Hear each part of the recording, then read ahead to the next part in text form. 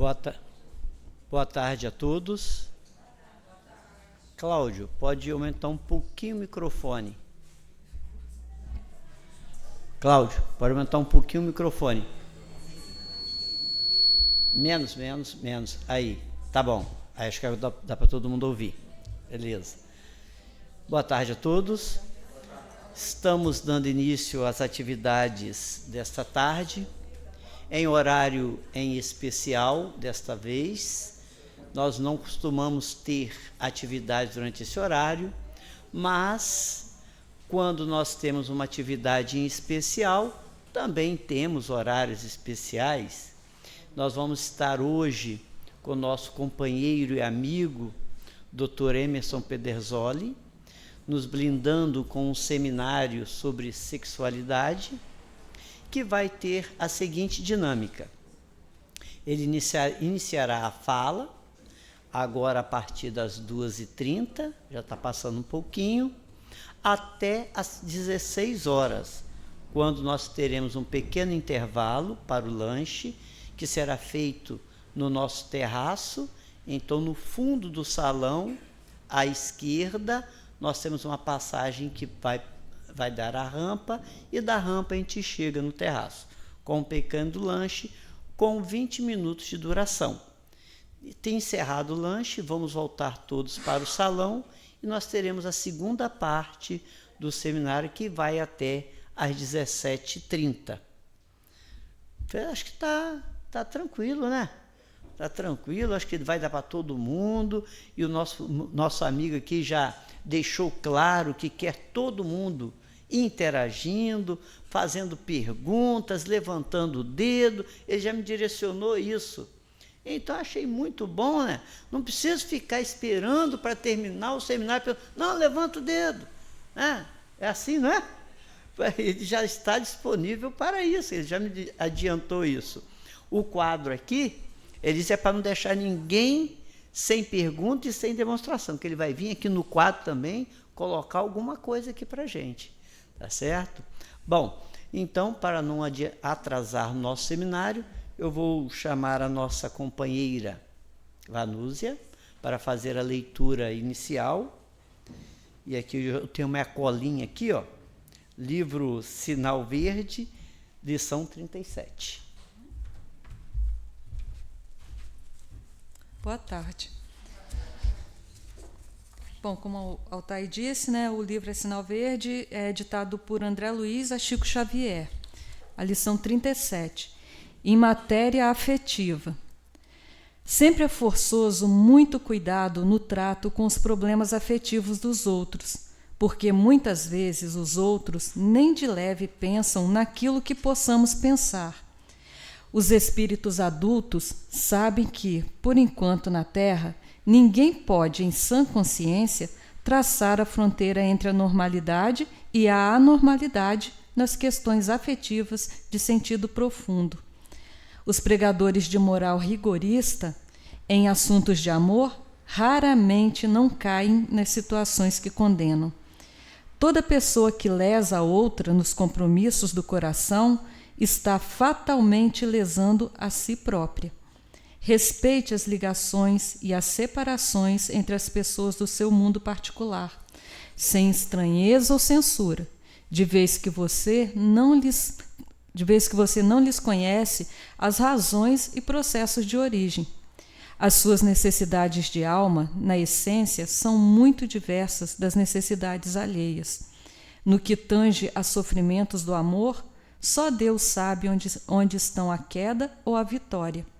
Jamais brinque com os sentimentos do próximo. Não assuma deveres afetivos que você não possa ou não queira sustentar. Amor em sua existência será aquilo que você fizer dele.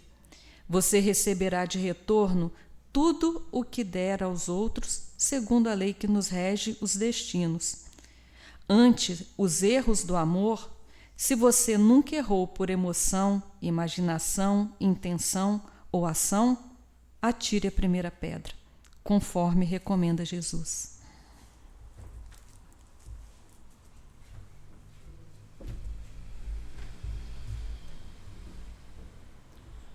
Bem, gente, vamos então à prece inicial.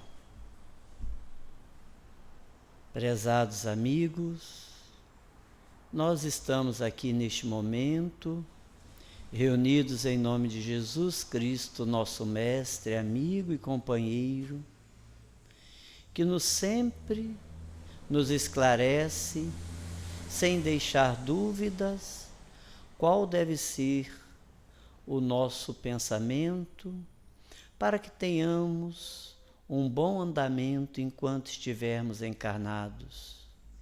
Ele está aqui neste momento, presente entre nós, pois Ele mesmo afirma que quando 2 ou 3 estiver reunidos em seu nome, ali Ele estaria.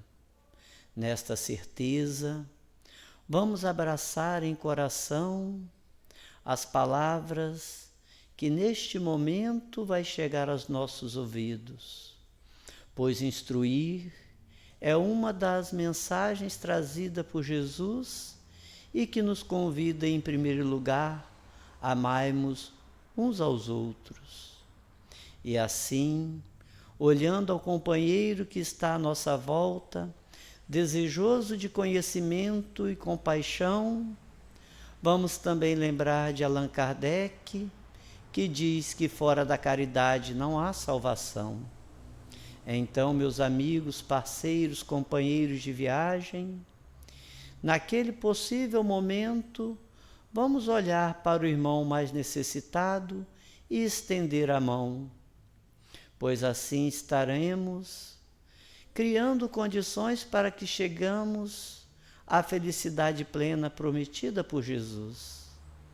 Estamos agradecidos por todas as oportunidades que nos são dadas e pedimos à espiritualidade superior e amiga que nos permita darmos por iniciados os estudos doutrinários desta tarde.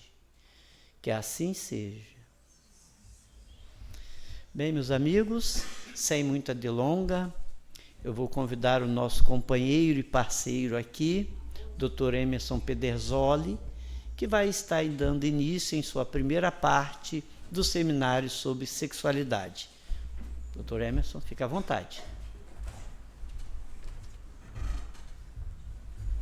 Boa tarde, gente. Eu preciso falar no microfone, porque senão o povo não grava. Mas se o microfone falhar, vocês vão me ouvir. Tá claro? Foi claro? Deixa eu falar com vocês. O pessoal fica me chamando de doutor Emerson, eu não sou doutor, não. Isso é uma gentileza que não precisa. Doutor é quem faz doutorado. Teve uma época no Brasil, no século XIX, que todo mundo que fazia curso superior ganhava o título de doutor. Depois os títulos foram caindo, aí ficaram mantidos para os advogados e para os médicos. Uma partezinha dos dentistas. E aí ficou advogado, doutor, advogado, médico e dentista. De vez em quando até isso está caindo também. Porque para ser doutor, você termina a graduação, faz mestrado, faz doutorado, defende a sua tese e ganha o título. Tá claro? Então aqui, meu nome é Emerson, muito prazer. Eu sou de Belo Horizonte. Quem tiver a chance de ir até a nossa terra, lá nós somos de uma casa espírita que se chama Lar Fraternidade Maria de Nazaré. Lá é um abrigo com crianças e adultos especiais com paralisia cerebral. Quem tiver a chance de conhecer, a gente marca essa visita lá. Ok?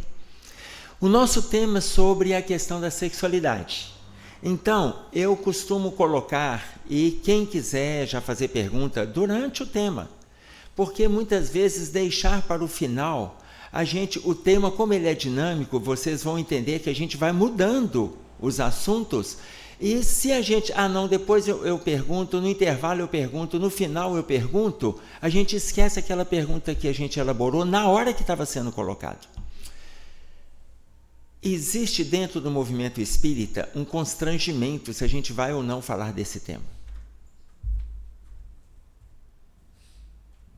Vocês vão ver que eu vou usar esse livro que se chama Desafios da Educação. O livro Desafios da Educação é um livro só de perguntas e respostas. O Raul Teixeira faz e o espírito de Camilo responde. Eu vou utilizar várias perguntas aqui, vocês vão entender o porquê. E nós vamos trazer essas perguntas. O que acontece? Vou fazer, só para vocês entenderem o nível das perguntas que tem aqui. Como lidar com alcoolismo e tabagismo no núcleo familiar? O Raul Teixeira pergunta e o Camilo responde. Que hora que nós devemos conversar sobre sexo com a criança? Como lidar com a frequência dos casais nos motéis? Então essas perguntas vão aparecendo e ele vai respondendo e a gente vai discutir no meio do nosso tema, ok? Oi, Edu. Desafios da Educação, de Raul Teixeira, psicografia do Raul Teixeira, ok? Eu normalmente coloco para as famílias, se puderem adotar este livro no culto no lar, ele é a minha edição tem 85 perguntas e respostas. Me parece que até a primeira e a segunda edição. A partir da terceira já são 84, porque na primeira e na segunda eles suprimiram a questão de número 57. Se puderem abrir no culto no lar, lê uma pergunta, vai comentando, não tem que ter pressa de ler o livro, para vocês entenderem a profundidade das questões que estão sendo discutidas aqui, ok? Vocês viram que Evanúzia, ela leu aqui o sinal verde. O André Luiz, no sinal verde, ele coloca para nós no capítulo Perante o Sexo, psicologicamente, cada criatura carrega em matéria de sexo um problema diferente.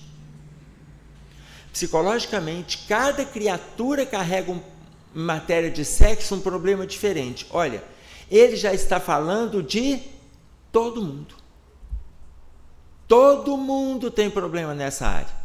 E é muito interessante porque ele fala isso no capítulo Perante o Sexo, do livro Sinal Verde. No capítulo em matéria afetiva, que você leu, que é o capítulo 37, Perante o Sexo é o capítulo 45, quando coloca para a gente no capítulo 37, olha o que ele disse. Se alguém não erra na parte sexual, na ação, na intenção, na emoção, pelo pensamento, atira a primeira pedra. Tem como alguém escapar? Olha aquela fala de Jesus, atira a primeira pedra, quem estiver sem pecado. Está no capítulo 8 de João, no versículo 7, atire a primeira pedra quem estiver sem pecado. Ou seja, começando por aí, a gente vai ver que a mulher adúltera, ela foi para ser apedrejada. O que os fariseus disseram? Esta mulher foi surpreendida em pleno adultério. Vale a pena a gente entender que quando ela foi surpreendida, ela não estava em adultério. O grupo estava em adultério.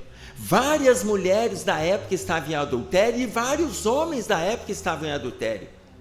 Porque estava acontecendo naquela época uma festa que se chamava Festa do Tabernáculo. Hoje nós temos uma festa anual que permite os excessos na área sexual pelos que participam dessa festa. Qual o nome dessa festa? Carnaval. Naquela época não existia carnaval, havia Festa do Tabernáculo. A Festa do Tabernáculo era a festa de comemoração da colheita. Então, na festa da comemoração da colheita, permitiam os excessos. E aí, pegaram uma mulher, olha o tanto que o Cristo já sabia. Os fariseus vieram e disseram, esta mulher foi presa, foi surpreendida em pleno adultério. A lei manda que ela seja apedrejada. Olham para Jesus e falam, e tu, que dizes? Gente, Jesus tinha acabado de ensinar uma lição de amor ao próximo. Olha os fariseus testando Jesus. Jesus se abaixa e faz o quê? Quem lembra? Ele começa a escrever.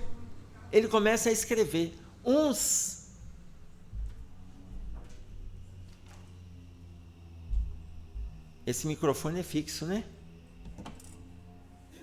Eu vou deixar ele aqui e vou me afastar dele. Tá claro? Eu sei que vai ficar muito ruim lá na gravação. Ah, eu quero. Se você tem aí sem ser fixo, uns colocam que Jesus estava fazendo garatuja. Sabe o que é garatuja? Todo mundo sabe? Rabisco. Jesus. Vocês acham?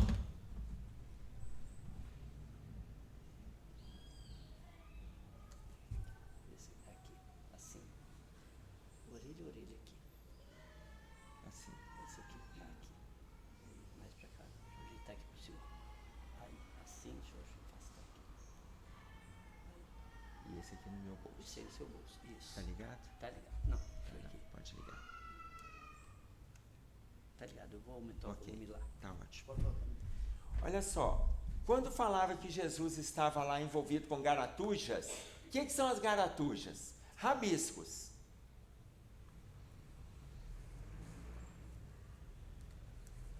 Vocês acham mesmo que Jesus, ele estaria fazendo rabisquinho no chão? Ele abaixa e vai fazendo rabisco, como se não tivesse nada para fazer? Jesus fez isso não, gente. Ele olhou para cada um, ele olhava para cada um e ele escrevia. O que ele escrevia? O nome de cada um. Não.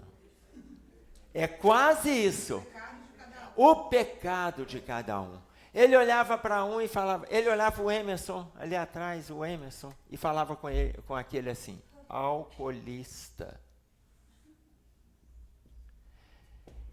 Ele olhava o Emerson ali no meio e falava assim, sexólatra.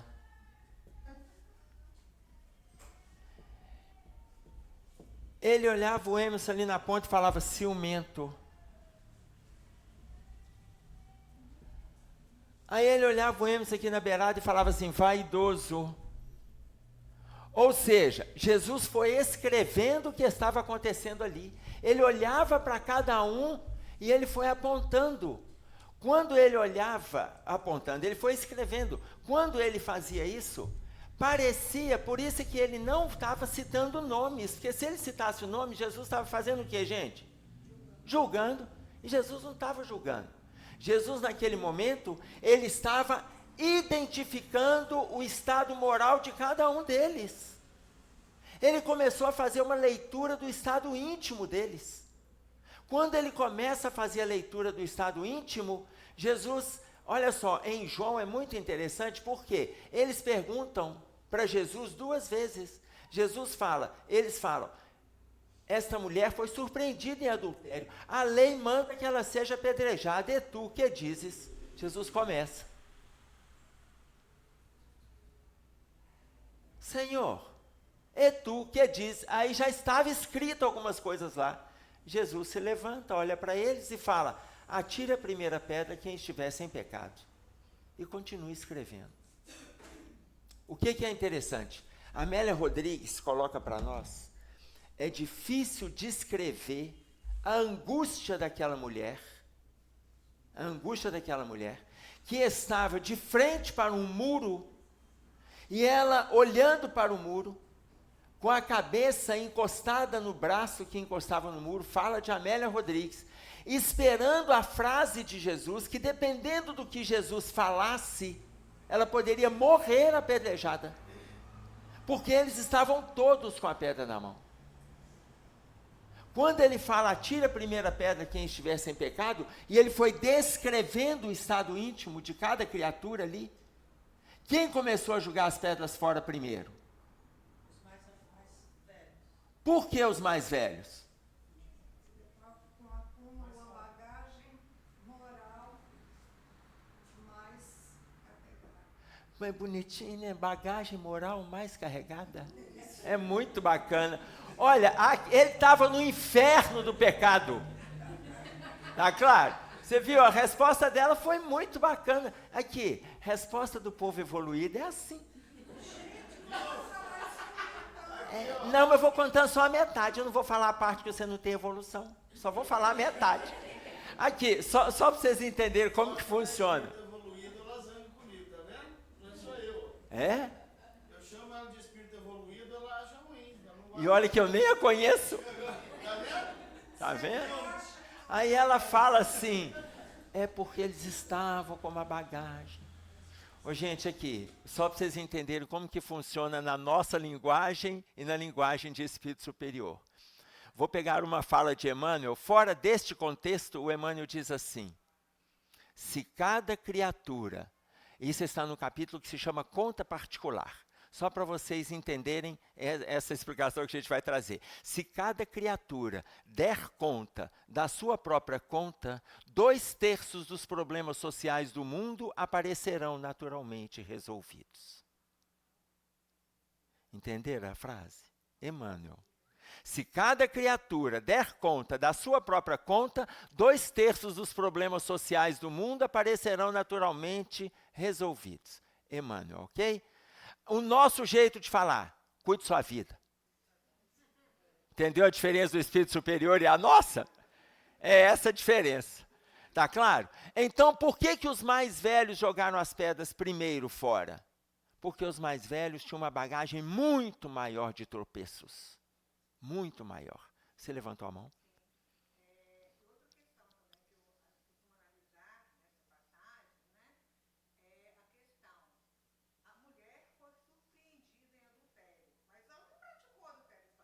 Sim. Você não sabe, não? Olha a gente aqui. Por que que foi só ela, né? Então, assim, eu acredito que as ideias, né, os pensamentos, as atitudes machistas advêm dessa época. Muito anterior a essa época, eu vou trazer aqui uma referência lá atrás na Bíblia que a gente vai ver isso. Tá? Aqui. Tanto que o Emmanuel tem um texto que se chama E o Adúltero? Exatamente em cima dessa questão que você trouxe. E o adúltero? Porque se alguém adultera, tem alguém que promove, que adultera junto. Tá claro? Então, imaginem, por que que nós estamos fazendo essa introdução? A gente tem que começar a fazer isso que vocês estão fazendo aqui. Eu coloquei para vocês no início que o movimento espírita tem muita dificuldade de discutir esse tema. A pergunta de número 80 do livro Desafios da Educação, deste livro.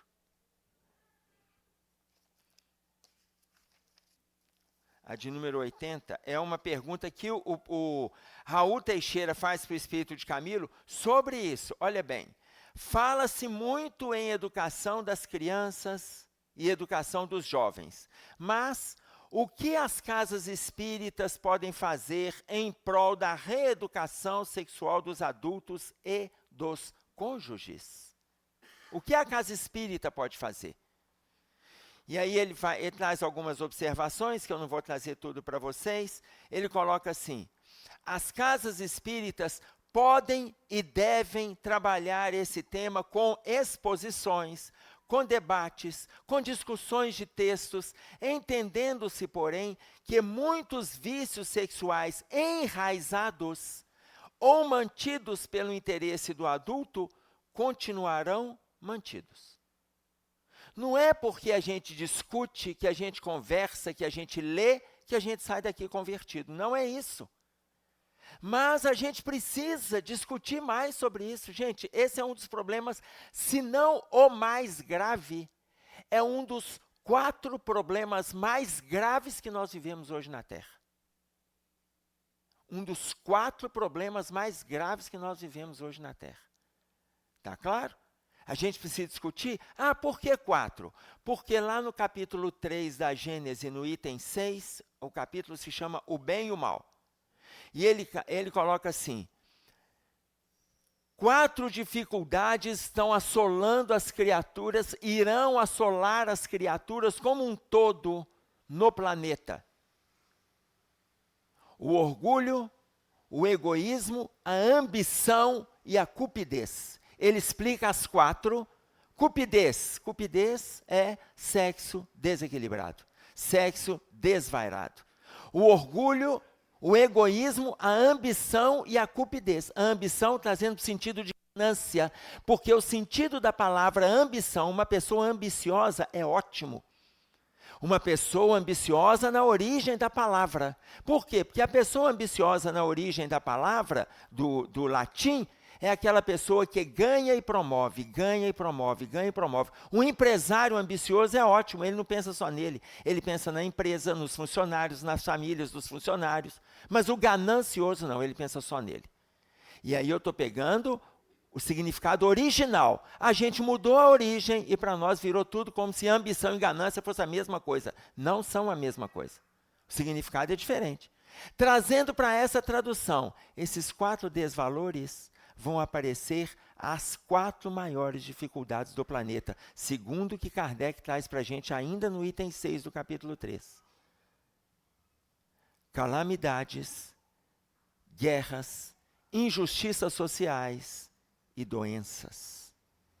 Essas 4 situações, orgulho, egoísmo, ambição e cupidez, vão trazer calamidades, guerras, injustiças sociais e doenças. Veja bem o estado que o planeta está hoje. Nós estamos vivendo as 4 ininterruptamente. Ininterruptamente, todas as 4. Tá claro? Então, o que a Casa Espírita precisa fazer? Promover as discussões. Para quê? Para a gente trabalhar o nosso... Volta à colocação que você trouxe. Onde é que estão os adúlteros? Olha a gente aqui. Em figura masculina, em figura feminina. Olha a gente aqui, no papel daqueles que sacrificavam, achando que a gente fazia a lei. Hoje a gente está aqui recebendo pela lei consequência, né? Tá claro? Então, o que ele coloca para nós? Os vícios continuarão mantidos, mas vai diminuir o quê? A nossa falta de conhecimento, que agora a gente sabe como que a gente vai atuar. Tá claro? Uma vez que são poucos os que admitem que a sua vida sexual tem alguma ligação com a sua saúde moral. Tem gente que não entende que tem a ver, não. Acho que é diferente. Vida sexual e saúde moral. Tem jeito de separar, gente. Muitos entendem que nada tem a ver com a doutrina espírita, a sua atividade sexual. E aí a gente vai trazer exemplos aqui, que uma coisa está ligada à outra. Então, a pergunta número 13 deste livro coloca para nós assim: que hora nós devemos conversar sobre sexo com a criança? Que hora que a gente começa a conversar sobre sexo com a criança? Vocês têm até 5h30 para responder. Que hora? Pode falar. Sim.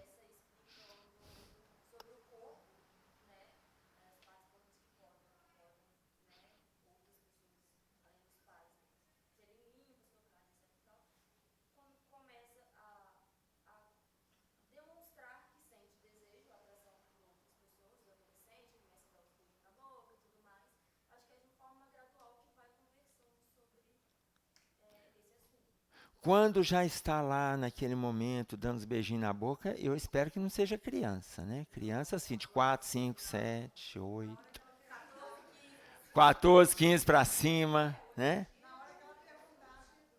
Na hora que ela perguntar, que a gente vai explicar. Essa resposta é o que o Piaget traz para a gente, tá? Piaget coloca assim: a criança tem a idade da pergunta que faz. Se ela pergunta, a gente responde. Aí a criança que não pergunta, o que a gente faz? Porque tem aquelas que não perguntam, e agora? E tem aquelas que perguntam, e a gente fala com ela o quê? Na idade certa, você vai saber. Qual que é a idade certa? 28? Qual que é a idade certa? Então, quando o Piaget coloca a criança tem a idade da pergunta que faz, ele já está colocando que a gente tem que atender a demanda da criança. Mas nós vamos atender de conformidade com o entendimento dela. E aí eu vou trazer para vocês uma historinha para a gente explicar para ela. Agora, antes disso, e a criança que não pergunta? Porque tem aqueles que a gente não responde e a gente ainda fala assim, não, na idade certa vai saber. E aí a gente fica doido para chegar à aula de ciências, a matéria de ciências, para a professora falar, para a gente fugir. Tá claro? Que muitas vezes a gente é que fica constrangido em se posicionar. Tá? Quando o Piaget coloca a criança tem a idade da pergunta que faz, a criança de 4 anos pergunta assim, ô mãe, de onde é que eu vim? O que você responde? Da cegonha. Você tem que ver se você parece com a cegonha. A gente tem que ver um grau de parentela. São as respostas que a gente escutou lá atrás. Tá? Os nossos pais, então, tinham muitas dificuldades, inclusive de fazer isso aqui, gente. Isso aqui também já não é simples para todos os adultos, não. Tá claro? Imaginem para os nossos pais. Então, de onde é que eu vim? E aí, a resposta é muito simples. Se a criança tiver 4 anos, 5 anos, da barriga da mamãe. Não, essa pergunta só vai vir depois do 7. Não penso não, é verdade. Isso é... bom, se lá na sua casa aconteceu diferente, é lá, eles é que estão vindo avançado demais. A criança de 4 anos, ela se contenta com as primeiras respostas e ela não aprofunda. De 6h30 a 8, 6h30 a 8, ela vai falar, se eu sair daí, como é que eu entrei? Aí chegou. Dificilmente a criança, pelo menos eu até hoje nunca encontrei uma criança de 4 anos que falou assim, como é que eu entrei por aí e saí daí? Pois é, de 4 anos. Parabéns. Ela já cresceu? Já está te provocando um inferno em casa? Está pagando o que plantou. Está na lei. E na hora que olha para Deus, fala, o que eu fiz para merecer isso? Ai que, quando a gente vê a criança no calor, só de fraldinha, sem blusa, deitada lá no bercinho, 6 meses, 8 meses, 1 ano, 1 ano e 3 meses, 1 ano e 6 meses, a gente olha para a criança, quando vê com aquela pancinha de fora, que é a coxa daquele tamanho, dá uma vontade da gente dar uma dentada. Dá ou não dá? Dá vontade da gente comer o menino. Quando ele cresce, a gente arrepende por que não comeu. E a mãe está curtindo o arrependimento agora, está no auge da dor. Tá claro? Então, vocês imaginem, elas vão perguntar e depois elas vão vir com a outra pergunta, se eu sair daí, como é que eu entrei? Não dá para a gente fantasiar, gente. Na nossa época, os nossos pais falaram em cegonha, inventaram cestinha, colocavam que nasceu do repolho, inventaram tudo, tá? Hoje não dá mais. Então, você precisa falar a verdade. Veio da barriga da mamãe. Quando chegou na idade, se eu entrei aí, como é que eu saí? Ou então, como é que eu entrei? Aí vem a história. Eu vou contar para vocês uma historinha, que lá em Belo Horizonte, eu dei aula no ensino médio, dei aula na Universidade Católica, depois eu saí da escola e comecei a trabalhar com escolas, além da clínica, trabalhando com escolas, principalmente crianças de 3ª série do Fundamental 1, até a 6ª série, o princípio do Fundamental 2, e aonde a gente conversava sobre a questão sexual. Então, quando eu trabalhava com crianças de 9, de 10, de 11, fazendo palestra nas escolas para a turma, eu pedia na escola que viesse 1 ou 2 professores que assistissem. Eu conto a história para a criança, a diferença é que a história é ilustrada, porque eu tiro de um livro que eu vou citar para vocês, eu tiro as ilustrações, eu uso a ilustração cartolina, gente, lembra da cartolina? Cartolina, vou citando o desenho, mostro o desenho e vou contando a história para eles. E eles ficam caladinhos, só escutando a historinha. Eu vou contar para vocês a mesma história que eu conto para as crianças. E aí, depois que eu termino de contar a historinha, os meninos começam a levantar o dedo e perguntar. Tá claro? Esse livro se chama Um Papo Chocante. Um Papo Chocante. Ele é de um autor carioca que se chama Álvaro Ottoni de Menezes. Eu vou contar a historinha que ele conta ali no livro e vocês vão entender. Álvaro Ottoni de Menezes. Um Papo Chocante. A história é assim.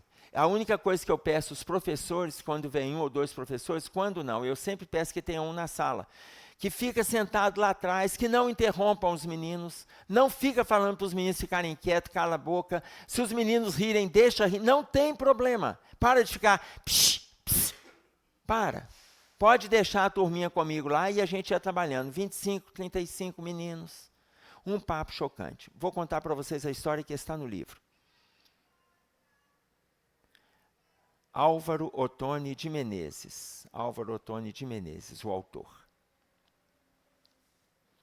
Carolina, naquela manhã, estranhou vendo a sua mãe. A sua mãe parecia ansiosa. Quando foi preparar o café com leite, deixou entornar na mesa. Carolina olhou para o fogão e viu que o leite ferveu. E a mãe foi lá e limpou, mas deixou o fogão ali manchado com leite.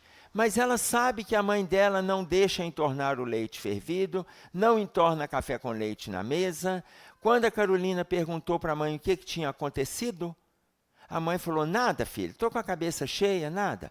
Anda logo, toma o café, daqui a pouco vai passar a van para você ir para a escola. Mas ela sentiu que a mãe dela não quis conversa. E no café da manhã, a mãe sempre ficava conversando. Quando a Carolina foi para a escola, ela não se envolveu com a aula e ficou incomodada porque a mãe dela não perguntou se estava separado o uniforme, se tinha escovado o dente, se tinha feito todo para casa. Não perguntou nada. E aí ela estava aérea na sala. A Priscila, a colega dela, falou assim: Carolina, presta atenção. A professora está dando a aula e você está voando.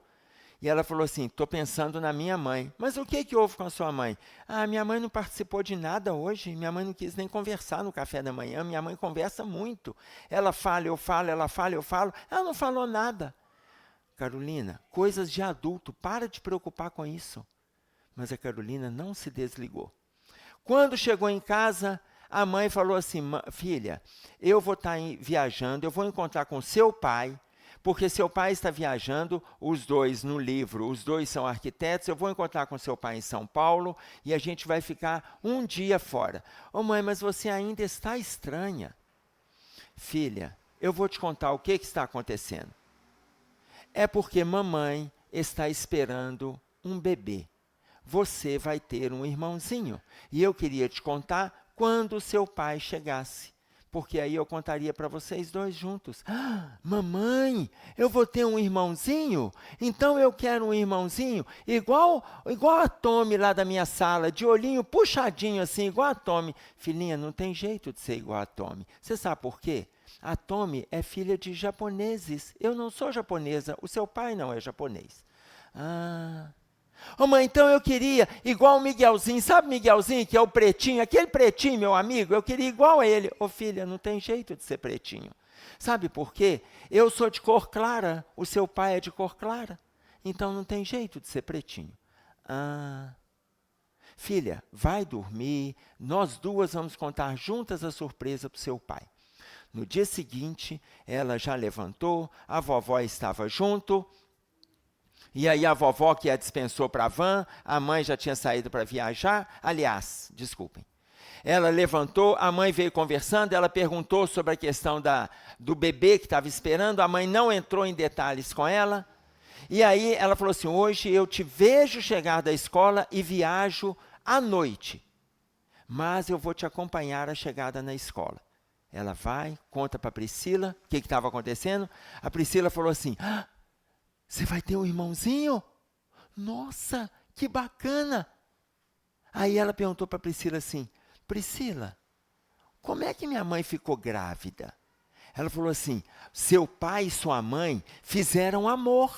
Se eles fizeram amor, a sua mãe ficou grávida. Ela falou: fizeram amor? Mas o que é fazer amor? Ah, não, Carol, isso eu não vou te contar, não. Você pergunta para sua mãe quando você chegar em casa. Não vou te contar, não. Quando termina a aula, a Carolina vai para casa apavorada, chega em casa e conta para a mãe já estava reunida com os outros arquitetos, chega para a mãe e conta: mãe, você fez amor com o papai, hein, mãe? Tô sabendo, hein? Agora eu já sei da história toda que vocês dois fizeram amor, por isso que você está esperando um bebê.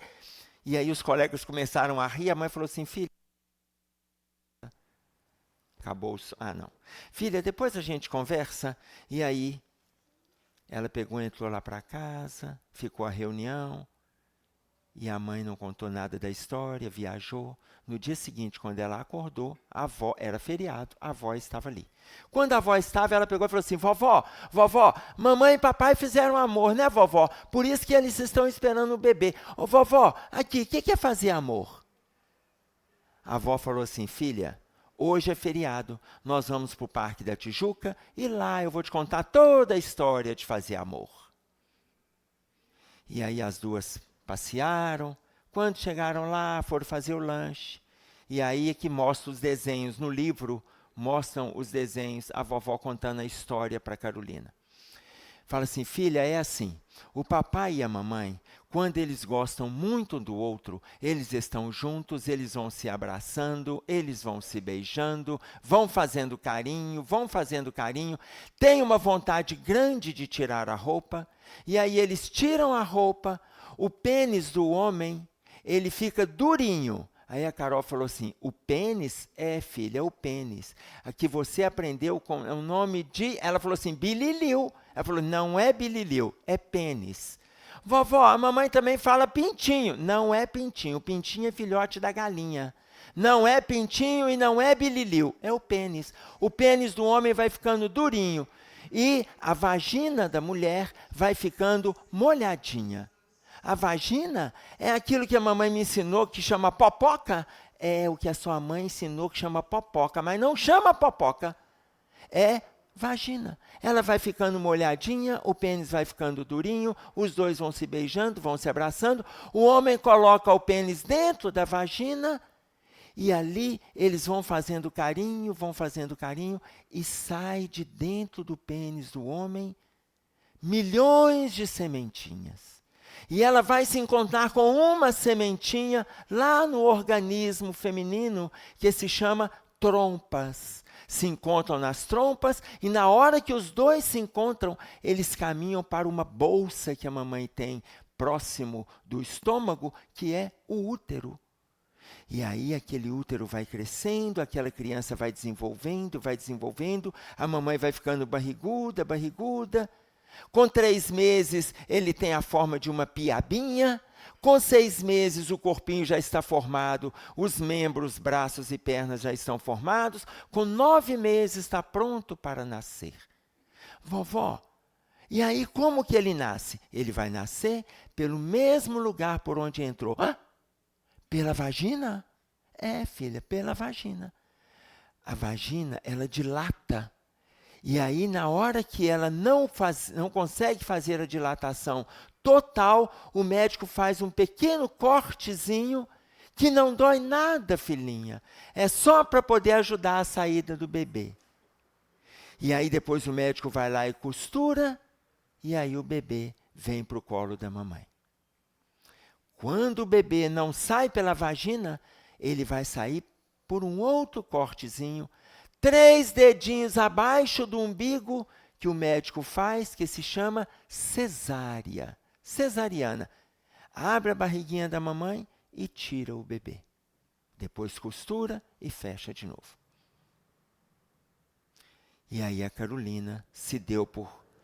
A história continua, mas a gente conta essa parte para as crianças. A história aí, quando chegam os pais, a Carolina conta a história para os pais que a avó contou, e aí ela conta para os pais, ensinando para as bonecas dela a mesma historinha. Eu conto essa história para as crianças. E deixo em aberto para as crianças perguntarem. E aí eu falo assim, quem quer fazer alguma perguntinha? E aí começa a pipocar os dedinhos. Primeira fila, tem 2 perguntas. Segunda, terceira. Quando eu chego lá na última, eu volto de novo. Ficou alguma perguntinha? Veio outra dúvida? Pode falar. E assim a gente vai trabalhando com as crianças. Enfim, quem quer fazer alguma perguntinha? Agora é para os adultos. Ficou dúvida em relação à história? Como conversar com a criança? Ficou dúvida?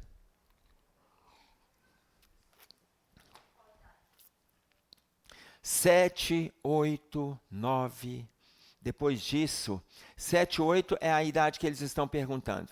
9, 10, eles estão absolutamente receptivos a essa história.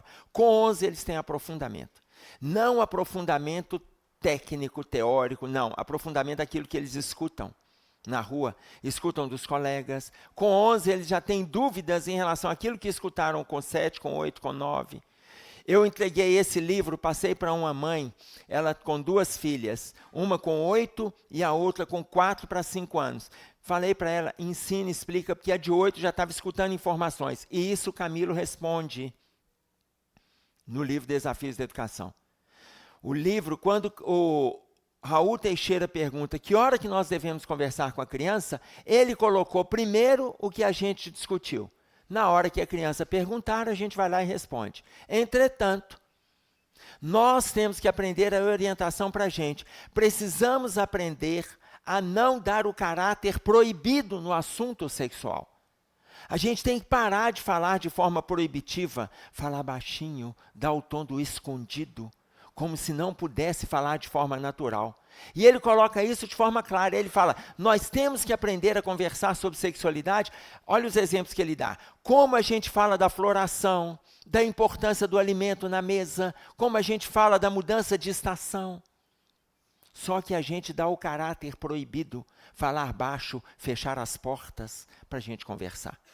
Tá claro? Então, o que o Raul tá trazendo para a gente na psicografia ali de Camilo? Que a gente está com dificuldade de ter abertura para tocar no assunto. Então, se a gente está lá com 10, 11 começaram mais elaborados, a gente já fez a introdução, tanto que eu entreguei para essa mãe com as 2 filhas, uma de 8, outra de 4,5 a 5, a de 5 anos escutou essa história, não se interessou, não aprofundou, não fez nenhuma pergunta. No meio do livro, ela falou assim, mãe, eu posso ir embora? Porque estava só a mãe conversando, mas a mãe, o foco da mãe era de 8, que já ia fazer 9, e já estava vendo as coleguinhas de 10, começando a dar beijinho, falando de... Tá claro? Como ela viu, ela falou assim, opa, como a minha filha não perguntou nada, MC, agora o que eu faço? Eu falei, vou te passar um livro que se chama Um Papo Chocante. Leia o livro primeiro, conversa comigo a respeito e depois você vai sentar com suas 2 meninas. Você vê que a mais nova não se interessou, a mais velha ficou ali curiosa na discussão. Pode falar, Edu. Esse último comentário você já respondeu, mas eu vou perguntar, talvez, a mesma dúvida de outras pessoas. Eu ia perguntar, se a criança não fizer essa pergunta, né, a respeito do sexo, então a idade ideal, a partir dos 7 anos, já para começar a falar. A gente já começa a falar. E a gente vai começar, a gente não precisa de criar situações, não, gente. A criança cria. Quando ela chegar em casa e falar alguma coisa, é só a gente ficar atento. Aliás, a criança, não vou nem pegar só a criança cria, não. A mídia cria. A hora que elas estiverem vendo novela, a hora que elas estiverem vendo programa infantil, celular, olha, a hora que elas estiverem vendo... Ô filha, senta aqui, deixa eu conversar com você. Como é que é o nome daquele programa de jovens que tinha, não sei se ainda tem? Malhação. Olha, em vez de ficar brigando e batendo na TV, em vez de bater, não bate não, gente. Senta lá, conversa e vai discutir junto. Deixa algumas coisas acontecerem, aproveita a cena que está lá e utiliza aquilo ali como instrumento de educação. Mas aquilo é um instrumento de perversão, dependendo da forma que a gente vê mesmo. Tá claro? Depende da forma que a gente vê. Vocês querem ver um exemplo?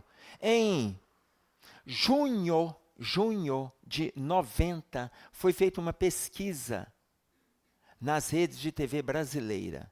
Junho de 90. A revista Veja colocou os seus repórteres na frente da TV por uma semana para identificar o que as TVs estão mostrando. Olha que eu estou falando de 33 anos atrás. Tá? Identificaram que as TVs brasileiras, em junho de 90, em uma semana de televisão, estavam apresentando 1.145 cenas de nudez, 707 brigas e facadas, 276 relações sexuais, 72 palavrões, 1.940 tiros. Uma semana. Não é a TV de hoje não, tá? Hoje está tudo aberto, não é essa de hoje não, é de 90. Os psiquiatras franceses levaram essa pesquisa para a França, fizeram contato com o professor doutor José Raimundo da Silva Lippe, que era presidente, na época, presidente da Associação Brasileira de Neurologia e Psiquiatria Infantil, professor da UFMG, levaram essa pesquisa para a França para fazer a mesma pesquisa lá e depois responderam para o professor Lippe.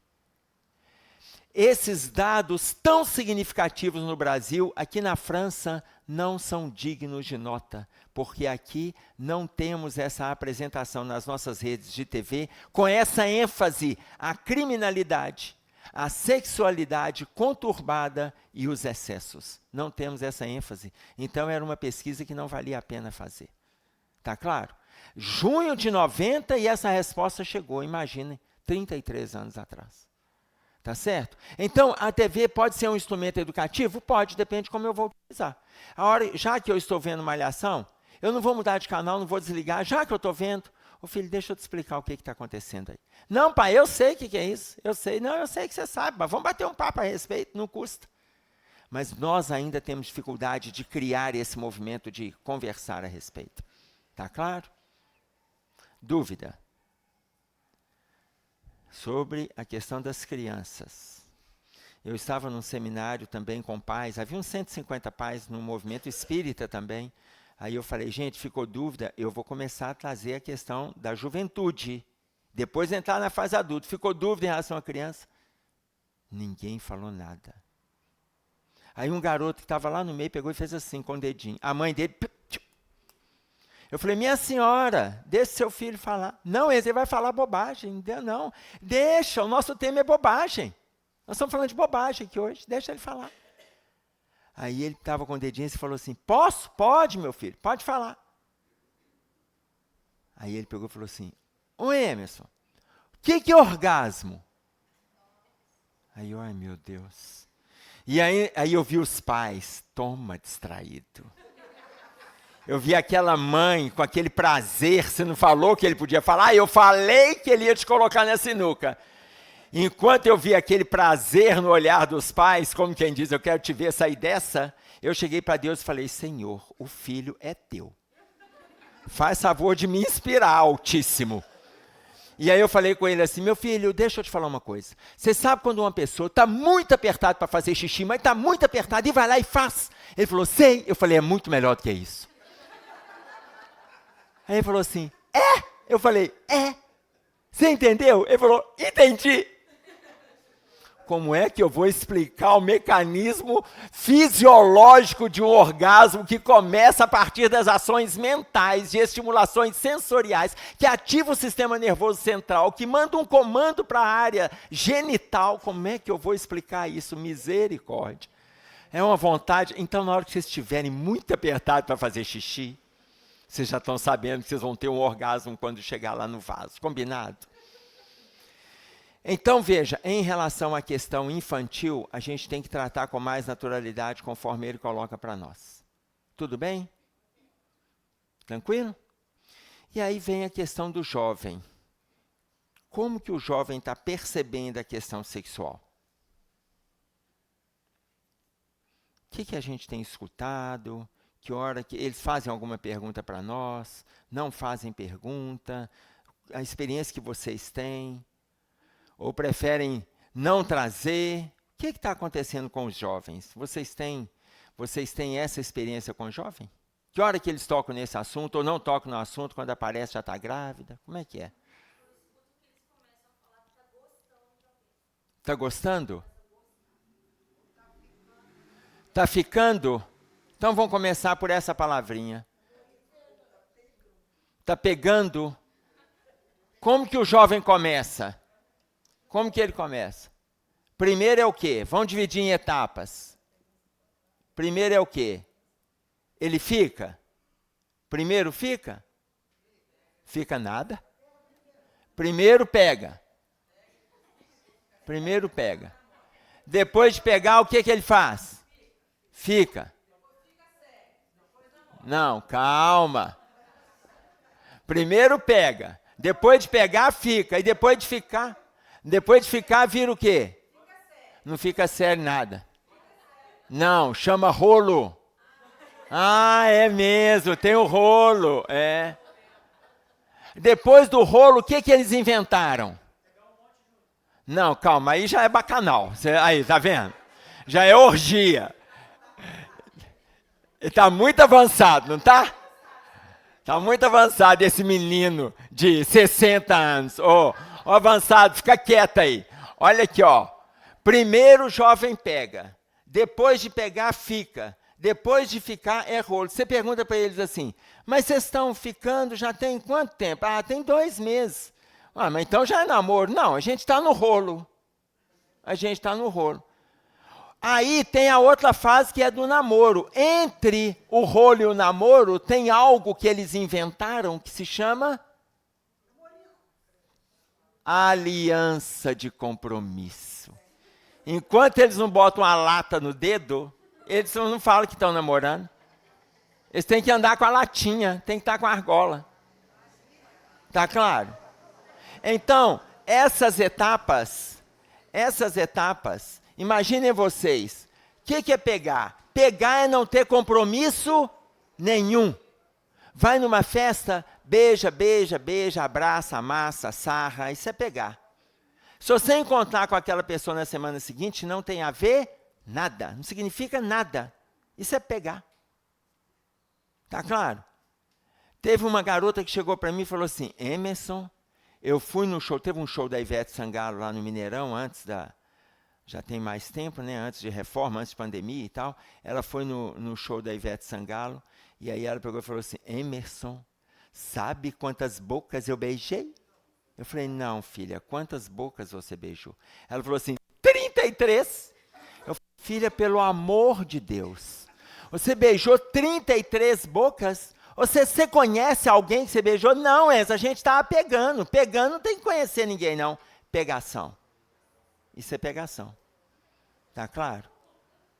E aí eu estava trabalhando com um grupo de jovens, e aí já no movimento espírita, aqui não tem encontro de jovens no período de carnaval?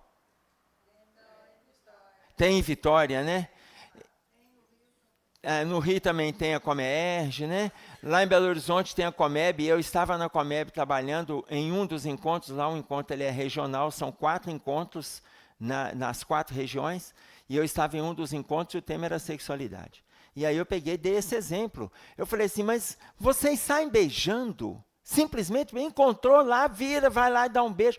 Eu falei, gente, de sã consciência, se uma pessoa sorrir para você, se ela sorrir, e você olhar para ela e ela tiver apenas 2 dentes caninos inferiores, vocês vão lá todos cheios de vontade de beijá-la?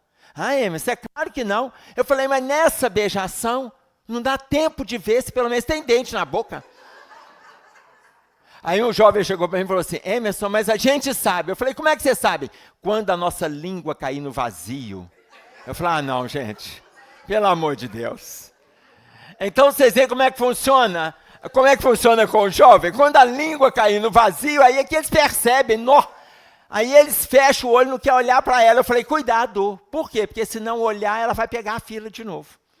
E aí vocês vão encontrar com ela outra vez. Então, isso é pegação. Isso é pegação. Agora, isso tem um lado, o André Luiz, no livro Sinal Verde, coloca para nós assim, não assuma deveres afetivos que você não possa ou não queira sustentar. Você leu agora, tá? No capítulo 37, em matéria afetiva, não assuma deveres afetivos que você não possa ou não queira sustentar. Pegação é isso.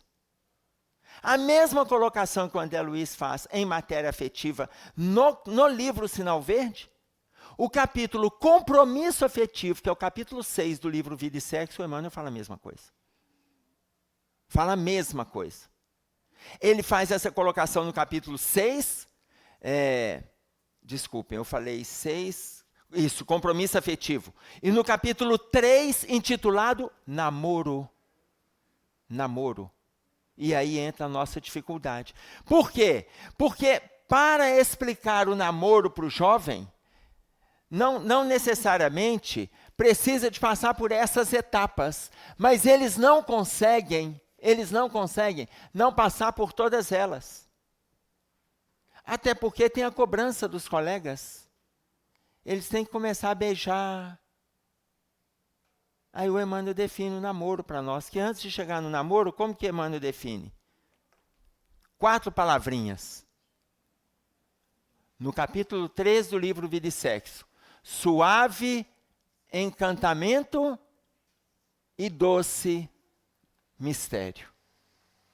O Emmanuel define o namoro como sendo suave encantamento e doce mistério. Por que suave encantamento e doce mistério? A gente se encanta com uma pessoa que a gente não conhece. É suave. Com aquela pessoa a gente se apaixona, com aquela pessoa a gente passa a conviver, com aquela pessoa a gente começa a criar um futuro.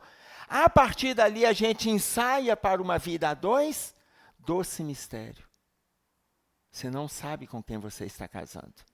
Você não sabe. Lá no capítulo 7 desse mesmo livro, Vida e Sexo, também intitulado Casamento, o Emmanuel coloca assim: o casal entra por um mar alto das experiências sadias. Por quê? Olha o que Emmanuel disse. Cai o véu do esquecimento. Enquanto é suave encantamento, eu não sei o que o outro fez na minha relação. Quem aqui é casado, levanta a mão para mim. Ótimo.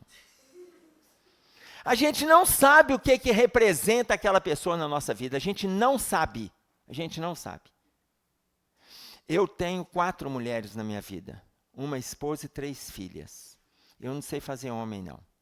Tá? Tentei, não deu certo e tal. Aí um amigo falou assim: Emerson, eu vou te contar a técnica para fazer homem. Ô, meu filho, tem uma técnica? Tem, vou te contar. Qual é a técnica para fazer homem?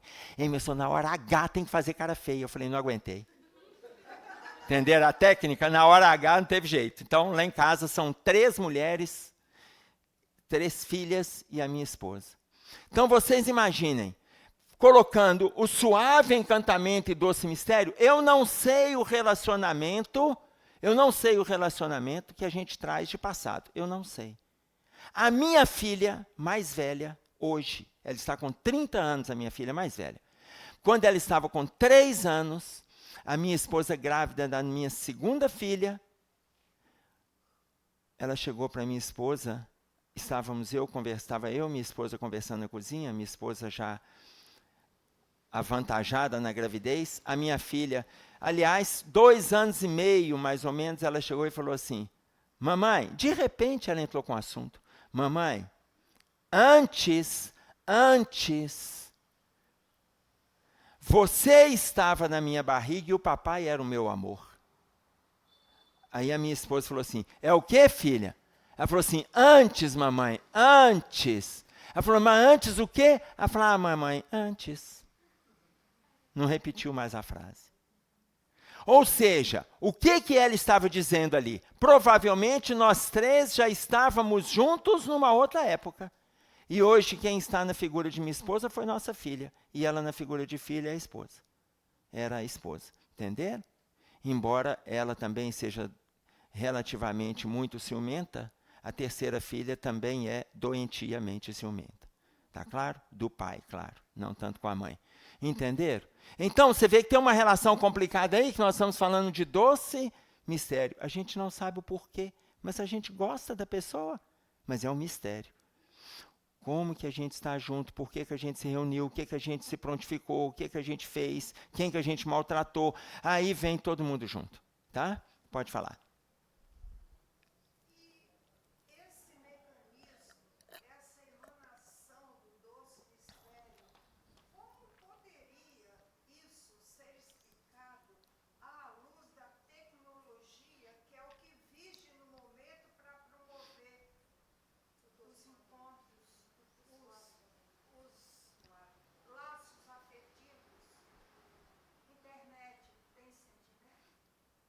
Olha, eu até hoje não conheci nenhum computador afetivo, não.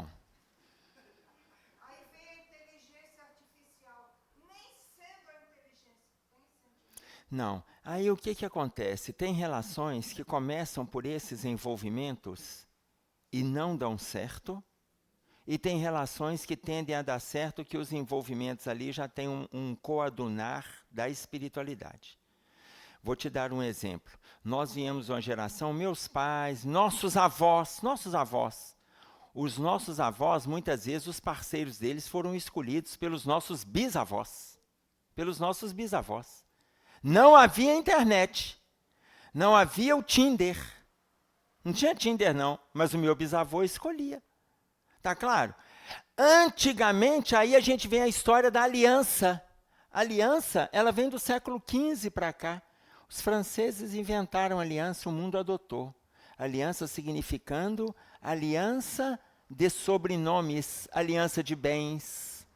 A família, para consolidar a aliança, meu filho que é Alvarenga vai casar com a filha Peixoto, com a filha Mascarenhas, juntavam as famílias, juntavam os bens, e desde pequenininho os pais já faziam a aliança de compromisso. Compromisso apalavrado. Quando eles entravam na adolescência, esse compromisso apalavrado, ele virava concreto. Quando eles iniciavam a fase adulta, estavam casados. Tanto que os nossos bisavós, eles casavam com 15, 17, 19 anos, estavam casados. Tá claro? Então, imagina, era a escolha deles. Hoje a gente tem, por exemplo, pegar uma pesquisa. 75% dos relacionamentos que acontecem, das pessoas que se envolvem com a internet, 75%, são relacionamentos falidos em relação ao que está se disponibilizando. Porque às vezes a gente conhece um casal que deu certo, a gente acha que com o Tinder é que vai funcionar. Você conhece um. Você não conhece quantos se aventuraram e deram errado. Essa pesquisa, ela confronta, porque essa foi a primeira pesquisa que surgiu nessa área, já tem a segunda. A segunda coloca 90% dos relacionamentos iniciados na internet estão falidos. 90%. Está vendo como é que o índice aumentou? São as pessoas que se consolidam na relação e daí a pouco elas abrem mão. Tá?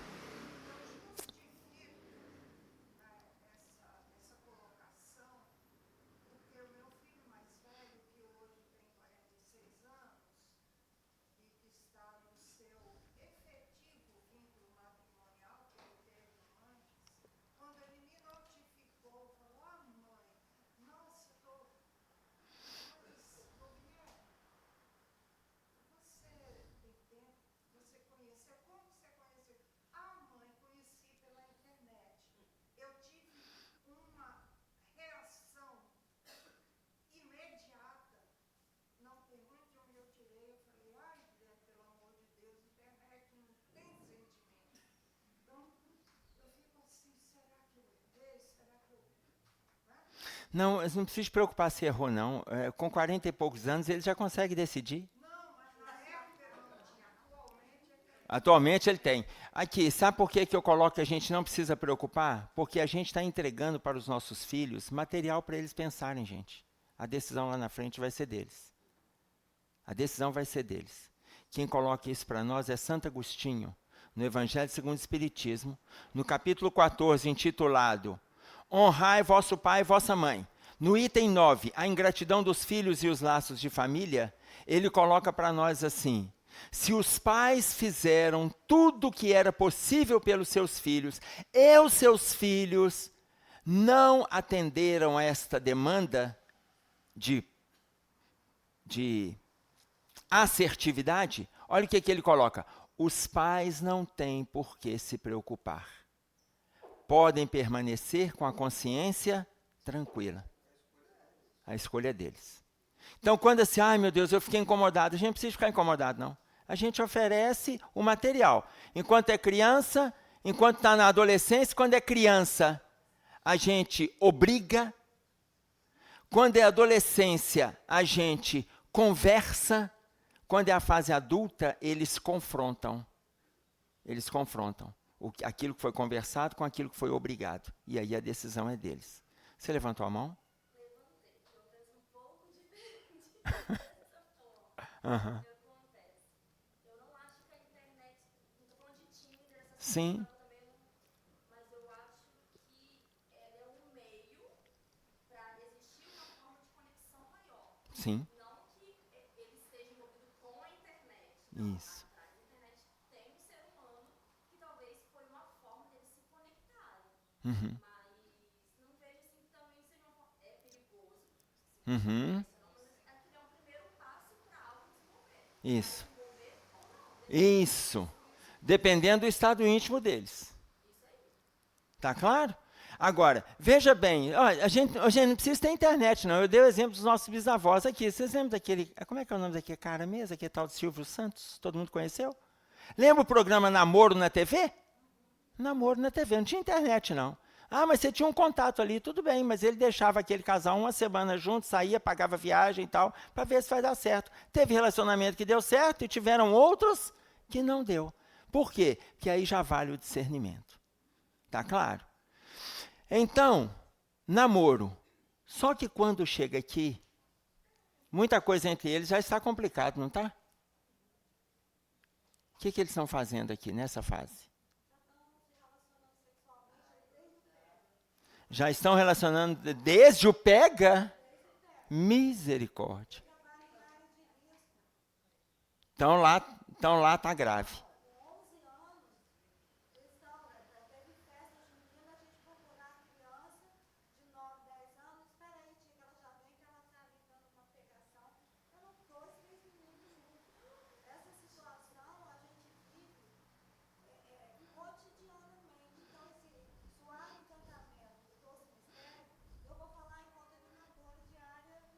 Sim. Aham, não existe não. É verdade. Não existe mesmo, não. Por isso é que a gente, então, não é à toa que você está lá, não. É por isso é que a gente tem que buscar o conhecimento, buscar entendimento, trocar ideia, concordar, discordar, fazer leituras. Por quê? Porque a gente muitas vezes vai ser inserido num determinado ambiente que a gente vai precisar de dar respostas. Tá claro? Então, se eu também... Isso aqui é o que o Emmanuel colocou para a gente. Isso aqui colocando no campo do ideal. Se a gente, tendo o conhecimento que a gente tem, nós não conseguimos conceber dessa forma ainda, na profundidade que o Emmanuel trouxe, imagina no grupo que mal tem a educação escolar. Tá claro?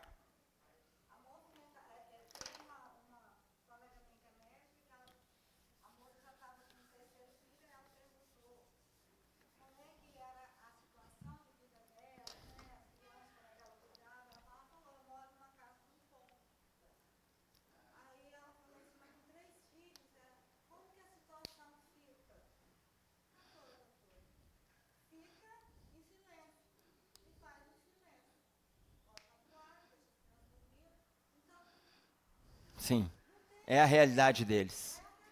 É.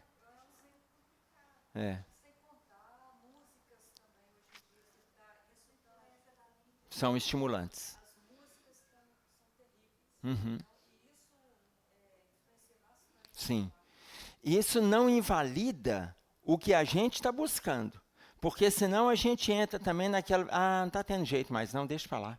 Se a gente entrar nesse conformismo, o mundo está acabado, gente. O mundo está acabado.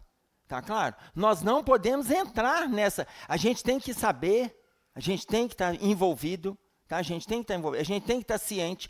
O que a gente pode levar? O garoto nos procura, a garota nos procura, está com 11 anos, nos procura? Está com 13, está com 15, nos procura? O que a gente pode fazer? Tá claro? Só para vocês terem uma ideia, o abrigo nosso são garotos com paralisia cerebral que nasceram nesse estado. Eu tenho uma lá que não nasceu nesse estado, eu tenho uma. Ela estava com 14 anos de idade, ela foi agredida na rua. Quando ela foi agredida para ser assassinada, ela foi agredida a facão, com 14 anos. Ela estava grávida de 7 meses quando ela foi agredida. O neném caiu, o neném morreu. Caiu na hora que ela foi agredida. Ela foi para o Hospital João 23, que é o pronto-socorro lá em Belo Horizonte, um dos pronto-socorros que tem ali. Ficou lá internada quase 1 ano. Quando ela saiu, ela tem a mente dela preservada. Daqui para baixo ela está parada. E aí ela já saiu com quase 16 anos. A vara da infância me ligou e perguntou se eu tinha vaga na instituição para recebê-la, mesmo sabendo que a nossa instituição só recebe paralisia cerebral do ventre, e não que passou por algum acidente. E aí eu fui no hospital para ver o estado dela, irreversível. Ela está conosco, hoje ela está com 29 anos de idade, 29. conversa, não com a ligeireza, não com a destreza com que a gente fala, mas se a gente olha para a boca dela, ela pergunta, e aí? Tudo bem? Ela conversa, fala dela, mas ela não volta nesse passado. Tá claro? Ou seja, imagina, 14 anos. Já morava na rua, com família, entenderam? Aí por que foi que ela foi agredida? Porque roubou o celular. Tá claro? Quem levantou a mão? A senhora levantou a mão? Uma vez eu estava dando aula na quinta série, e aí a menina falou assim, professor, tem uma coisa para falar com a senhora. Aí eu falei, a fulana, falou o nome da colega, está grávida. Aí eu fiquei parada assim. Aí eu falei, você está brincando? Ela falou, não, está grávida sim. O namorado tem 33 anos. Eu comecei a chorar diante da turma, assim, eu não conseguia falar nada. Aí eu comecei a chorar, eu saí, pedi a orientadora para ficar com a turma um pouquinho, aí até me estabelecer para voltar. Aí nós chamamos a garota para conversar, e é isso que ela falou. Dentro do ambiente familiar, era uma coisa natural. Então ela estava seguindo o curso. O curso. Isso é no núcleo familiar. Não tem nem como falar, tá vendo? Não tem nem como fazer distinção do certo ou do errado. Mas tá tudo bem. Aí vai aprender nas igrejas evangélicas, que uma coisa mais acirrada, mais metódica, aquela, né, nas redes mais curtas. Vai no centro espírita, que lá onde eu trabalhei, na frente do outro, em que a gente tenta falar na linguagem que é de misericórdia, né, porque se eu não estava no fogo do inferno, eu já tive um evangelizando, ele pagava aluguel aos 13 anos de idade com corpo. Aí eu obrigava ela Sim. a ceder. Sim. Para poder fazer dinheiro. É. Quando eu agradecer, quando eu falei, ela está grávida, porque uma das assistidas falou, daí eu comecei a perceber, né? A mudança do corpo. O pai falou que ia me levar no conselho tutelar, eu tinha que provar. Quando eu envolver a instituição, eu me calei, porque tem que ter o respaldo. Encontrar, doando a criança para ti. Pois é, isso aí. Sim. É. Isso não significa que a gente não vá acolher. A gente vai acolher, mas são as dores do mundo, né? O que você ia fazer? Com relação a filhos, eu tenho 48 anos, tenho um casal de filhos, um filho de 12 e uma filha de 9. Né? Com relação às tecnologias que estão vendo, né? A gente não consegue controlar o tempo todo. Mas, assim, o máximo que eu posso fazer, né, de controle e tal, tempo de uso, o que assiste na televisão, no celular, eu controlo, né? Aí teve um dia que eu cheguei em casa, do trabalho de baixo, né? Aí meu filho estava vendo um clipe no YouTube. Aí na hora que eu cheguei, ele mudou de canal. Aí eu falei, opa, ele tá vendo, volta aí. Não, mas não, põe aí que eu quero ver. Aí eu olhei e falei assim, meu filho tá... Não, é porque, por que tem mais? Eu falei, isso. Eu falei com ele. Mas não tem não, mãe. Eu falei, tem, porque você, adolescente, uma criança, vocês não têm filtro que o adulto tem ainda. Entendeu? Então, vocês começarem a ver coisa, vai prejudicar mais pra frente. Eu tô errado? Não. Não. Você não está errada. Você conversou com eles. Você conversou. Agora, mesmo que a gente coloque o limite, a gente não vai conseguir fazer com que o limite fique o tempo todo fixado. Nós vamos pegar uma perguntinha aqui. A pergunta é a pergunta número 55 deste livro. Eu vou trazer para vocês e vou trazer a resposta. Só para você entender que o Camilo vai chegar nessa resposta aí. Ele fala assim, será correto o procedimento de pais liberais que permitem o encontro dos seus filhos dormirem com namorados ou namoradas nas dependências da própria casa? É correto o procedimento de pais liberais que permitem que os seus filhos durmam com namorados ou namoradas nas dependências da própria casa? Então, entre as várias colocações que ele vai fazer, que eu vou trazer, uma delas ele vai colocar, tem situações que a gente pode não não ter como fazer a intervenção. Os pais saíram, viajaram, estão trabalhando, os namorados, os filhos podem fazer esses encontros. Então, os pais avalizam? Não. Concordam? Não. Sentaram e explicaram? Sim. Conversaram? Educaram? Sim. Pode confiar? Aí depende. Não, eu espero que sim. Não, calma, eu espero que sim. Não a comunidade que você trabalha. Fica calma, fica calma. Ela vai sair daqui depressiva hoje.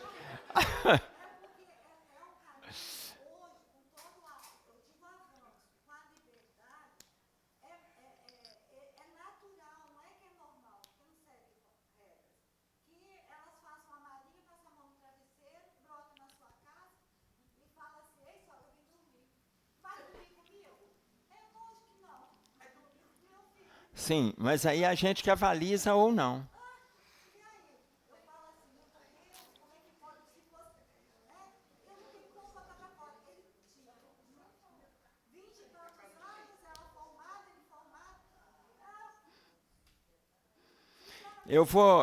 Mas eu vou trazer, eu não quero que vocês abraçam essa resposta não, porque eu prefiro trazer o Camilo, tá? Eu vou trazer o Speed Camilo, é melhor do que a gente ficar no que a gente acha. Volto lá no namoro. O que o casal precisa, aí eu volto na questão da intimidade sexual, por isso que nós trouxemos essa discussão. Eu coloco, dentro do que a gente está lendo, 4 aspectos que são importantes para o casal avaliar na escolha da intimidade sexual. 4 aspectos. O que vocês acham? O que eles precisam ter? Primeiro aspecto, para ter um encontro sexual. Confiança, mais. Maturidade, mais. Estabilidade. Responsabilidade é o segundo aspecto. Responsabilidade. Lealdade vai estar no 4º aspecto que eu vou trazer, no 3º que eu vou trazer. Ter consciência plena das consequências que advirão com a opção feita. Está lá no 2º e no 3º. O desejo a gente não precisa nem de preocupar, gente. É uma febre hormonal. Não precisa se preocupar com desejo, não. Isso aí vai vir. Qual que é a primeira coisa que precisa, gente? Primeiro. Hã? Não. Sentimento é o 3º. Amor. Falta só o 1º e o 4º.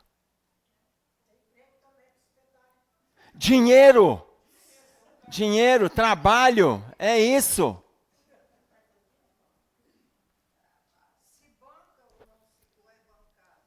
Pois é, por isso tem que ter trabalho.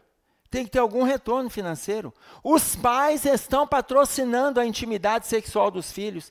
Patrocina motel, empresta carro, paga pousada, vai para a suíte, vai para o hotel tal, vai para o interior, vai para o hotel fazenda. Paga, os pais pagam.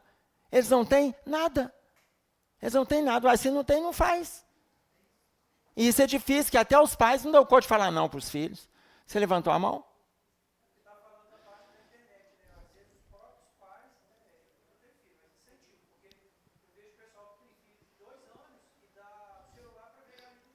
Sim. Aí começa a ver, daqui a pouco começa a ver TikTok, depois Instagram, aí... Sim. Depois, né? Às vezes por falta de tempo também, trabalhar, ter funcionário, acaba que uma coisa vai levando a outra. É para a criança ficar sossegada? Sim, para ficar sossegado. É um sossego só. Eu posso dizer que é um sossego só no início, é a porta do inferno lá na frente, né? Tá? Aqui, primeiro trabalho, porque precisa, gente. Aqui, apareceu, resolveram lá se envolver, estão transando, apareceu uma infecção. Trabalho. Por quê? Porque tem que comprar medicamento, tem que pagar uma consulta. Vai usar preservativo, alguém tem que pagar.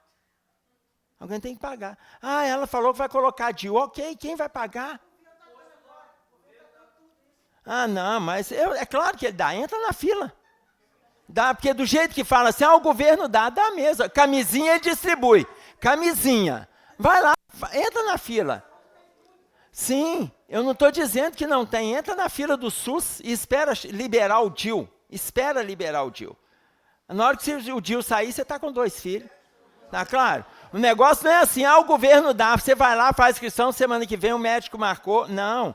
Só para vocês entenderem, posto de saúde é obrigado a ter no posto de saúde. Obrigado. Clínico, pediatra e cirurgião. É obrigado. Desculpa, no posto não, desculpa. Na UPA. No posto de saúde é obrigado a ter pelo menos um médico, ainda que ele seja generalista. O generalista é aquele que terminou medicina e começa a trabalhar. Ele não fez residência em área nenhuma. Posto de saúde é obrigado a ter.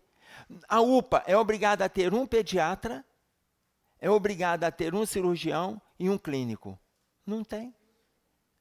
Então, ginecologista, um posto ou outro, uma UPA ou outra que você encontra. Tá claro? Então, não é assim, o governo dá. Camisinha, sim. Camisinha, então, é uma revelia. Então, na época do carnaval, eles começam uma distribuição enlouquecedora de camisinha. Tá claro? Exatamente. Que tem o quê? Bom, onde ela é produzida eu não sei.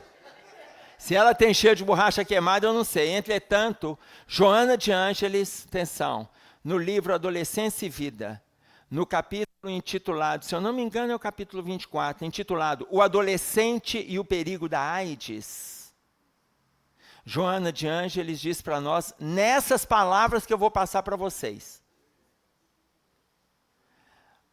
O preservativo, ele não tem uma malha que fecha completamente a ponto de impedir a passagem do espermatozoide. Não tem. Aí Joana de Ângeles diz assim, e isso ainda está no livro, Adolescência e Vida, o adolescente e o perigo da AIDS, o capítulo, o adolescente e o perigo da AIDS. Aí ela fala assim, o vírus da AIDS, ele é 10 vezes menor do que o poro da malha do preservativo. Ele é 10 vezes menor. 10 vezes menor. O espermatozoide, que passa pelo poro do preservativo, ele tem o tamanho, atenção, isso também está no livro, ele tem o tamanho de 1 a 3 microns, o tamanho de um espermatozoide. O espermatozoide é o veículo do vírus, é o veículo.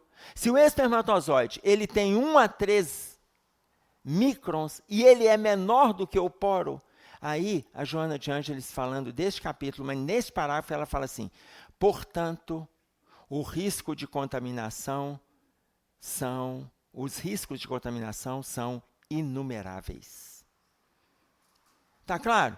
Então, ainda que teça um comentário disso ou daquilo, o Raul Teixeira coloca assim, a Johnson & Johnson tem essa pesquisa no seu arquivo.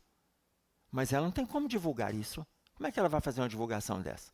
Porque aí entra o ponto que você colocou. Já está essa parafernália distribuindo. Imagina assim. Mas o ideal não é se distribui muito, se distribui pouco. É que a gente saiba fazer a filtragem. Aí entra o nosso movimento educacional. Olha só. 4 e 2. Eu quero ver com vocês se nós vamos descobrir aqui antes do café qual é o 4º ponto. Primeiro eu falei do trabalho. Porque pode aparecer uma infecção, pode aparecer, vai ter o preservativo, tem um gasto. Paga. O segundo, responsabilidade. Por que responsabilidade? Porque dessa relação aqui pode surgir também um filho. Vamos assumir? Vamos pensar nesse filho? Qual é o 4º? Consequência? Não. Disponibilidade? Não.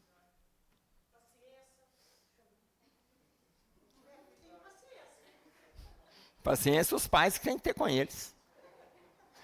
Então nós vamos fazer o seguinte, eu vou deixar o 4º e a gente vai para o café. Combinado? 4º item, não. 4º item, gente, ele é prático, mas ele é muito prático. Ele é tão prático quanto o trabalho. Quando a gente fala em trabalho, não estou falando de dinheiro, tem que ter algum recurso. Isso aqui é moral, esse aqui é moral e emocional, esse aqui também é prático. residência, casa, ou seja, até a volta. Bom café para vocês. Daqui a pouco a gente continua. Pode ir.